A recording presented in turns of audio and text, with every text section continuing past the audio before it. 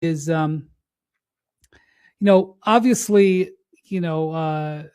if you're paying attention to LeBron on social media, you're seeing all this Cleveland nostalgia. He's with the Cavs overseas with his old teammates. Then he's been in Akron for the last few days doing events. I will just say he goes to Akron and does events with his foundation every summer. True, but he was hanging out with his high school teammates. I know, but he sees those guys routinely. I understand. But you're right. Like if but you he posted wanted it on social, it was posted on social media, hanging out with Brandon Weems. Yes. His high school teammate, a close friend who just happens to, and by the way, earned his way to being an executive for the Cleveland Cavaliers. Let me just say something about Brandon Weems as a quick aside here, because there's going to be, his name, people may not know that much. By the way, just everybody calls him Weems. I don't know if I've ever seen anybody call him Brandon. I mean, maybe his teachers would call him Brandon. Everyone calls him Weems, just like the guy who left Cleveland to go to the Sixers and made this trade for Jaylen Brown, Mike Gansey. Nobody called him Mike. Everybody, I mean, maybe his wife does. Everybody calls him Gansey. Okay. But anyway, Weems, he was LeBron's high school teammate. Yes. But he went on he coached at, Oakland University. And then he was a coach at Kentucky for a while. And then I say a coach, he was like director of basketball operations, or down the line, I don't know if he did the laundry, but it wouldn't surprise. Probably not at Kentucky. He didn't do the laundry, but whatever. And, came to the Cavs and was scouting the Mid-American Conference and the Horizon League and stuff like that. And has really been in the Cavs front office for a decade plus, slowly moving up.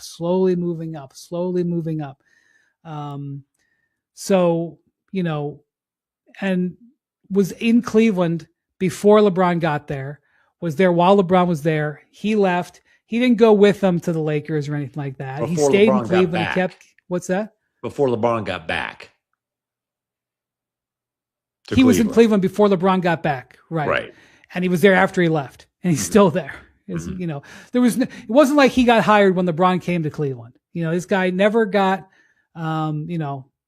anyway, he's probably going to get promoted to GM or something of those into Gansey's, into footsteps, but whatever. Yes, he was at an event with LeBron over the weekend, but he has attended events of LeBron's routinely for decades.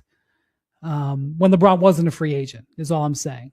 But yes, you can create a case, and it is true. I don't know if you've heard Bobby or you've heard McMahon, but and we're in the holiday weekend, so there hasn't been a lot that has happened in the league in the last 36 hours. It's kind of been a little bit, it's a little blissful, to break. But the last I heard, the teams had not heard anything. The teams were interested in LeBron, they had made contact and whatever, and they hadn't heard anything. And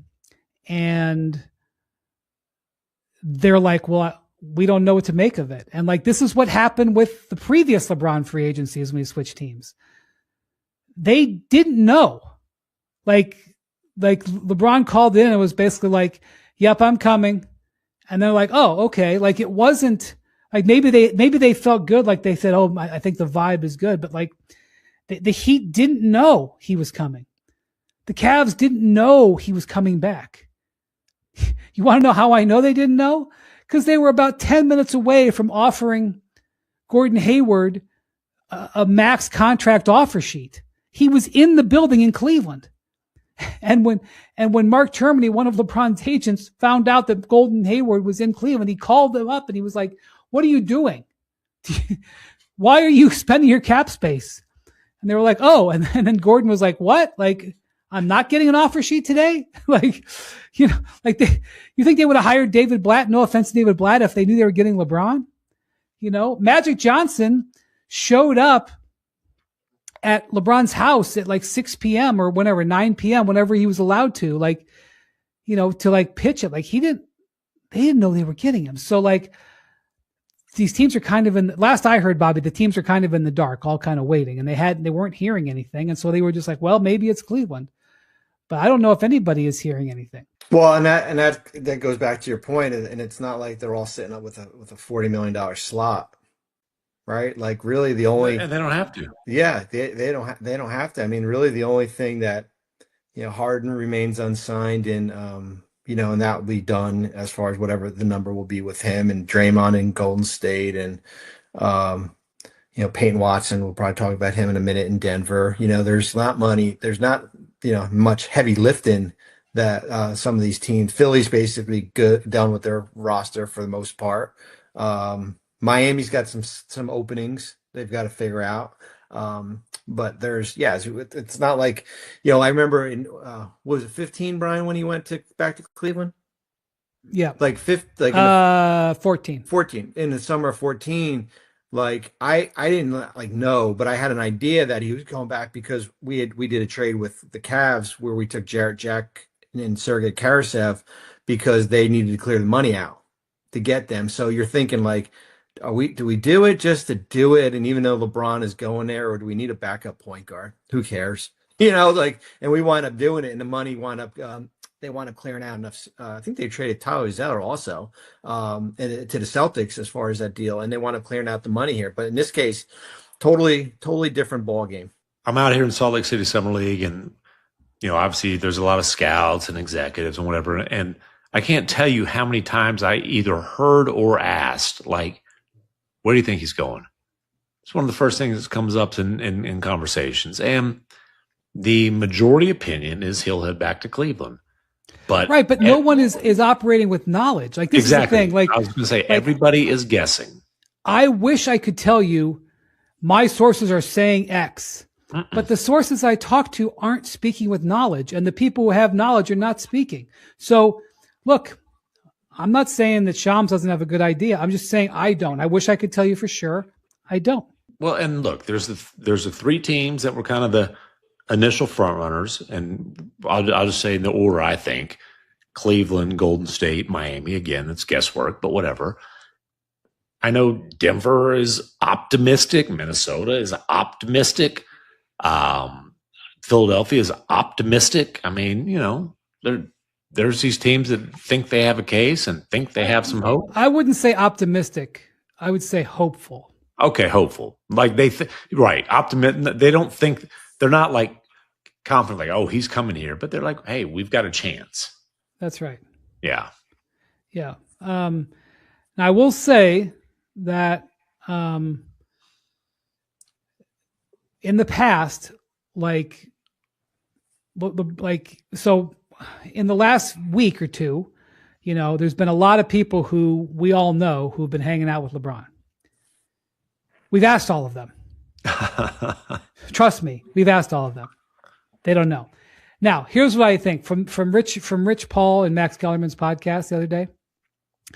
Rich said that 27 teams had checked in with LeBron, reached out, whatever, expressed an interest in signing him. I wish I could tell you I knew the three teams that did not. Well, one is the Lakers. So. Well, I need Rich to clarify that because technically the Lakers did show interest in re-signing him.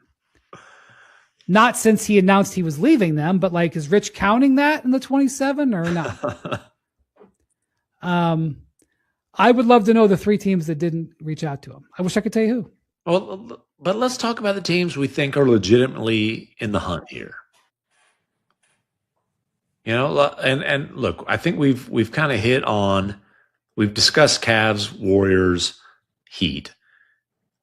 Let's talk about Nuggets, Sixers, and Timberwolves because I think they're all interesting for different reasons. So, when it was the Mavericks, it was oil, Masai, Africa. No, it was Mavericks plus Masai. It was oil, golf, right. Macau, Africa. So what would they be for Philly? Cheesesteaks, Eagles fans. Oh, he's a Cowboys fan. Golf in the fall, not in the winter.